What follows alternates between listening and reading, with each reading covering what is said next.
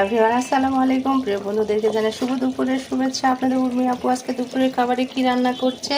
আমাদের জয়পুরহাটের ঐতিহ্য খাবার, সবারই পছন্দ। আমি আজকে রান্না করছি এই যে মাগুর মাছ,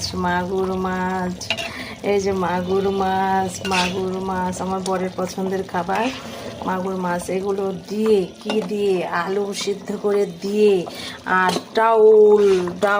ডাউলের বড়া দিয়ে, মাশাআল্লাহ ডালের বড়াগুলো এখন দিয়ে দিব। ডাউলের বড়া দিয়ে ঝোল আমার পরিবারের খুব পছন্দের খাবার। প্রিয় বন্ধুরা, আপনাদের কি এরকম খাবার পছন্দ?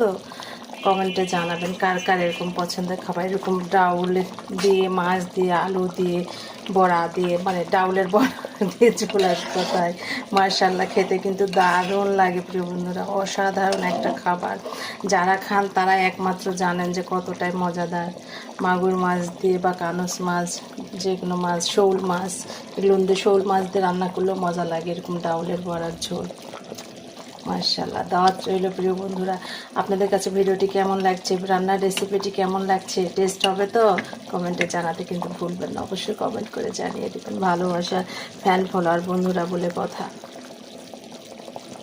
তো প্রিয় বন্ধুরা, দেখতে পাচ্ছেন ঝোলটা অনেকটা ঘন হয়ে এসেছে, আর বেশি ঘন করা যাবে না। বড়ার ঝোল মানে একটু পাতলা পাতলা, পরে টেনে নিবে বড়াগুলো, খেতে অতটা ভালো লাগবে না, একটু পাতলা ঝোলই ভালো। তারপরে অনেকটাই শুকিয়ে গিয়েছে। তো স্বাদ অনুযায়ী তো ঝাল লবণ সব কিছুই যা যা দরকার ঝোলের কষানোর মধ্যে সব কিছু দিয়েছি আলহামদুলিল্লাহ। বাকি লাস্ট এখন যে জিনিসটি দিব সেটি হচ্ছে জিরা ভাজা গুঁড়ো।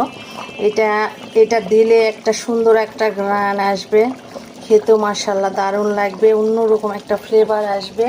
এই জিরা ভাজার গুঁড়ো দিলে ঝোলের মধ্যে অসাধারণ লাগে খেতে।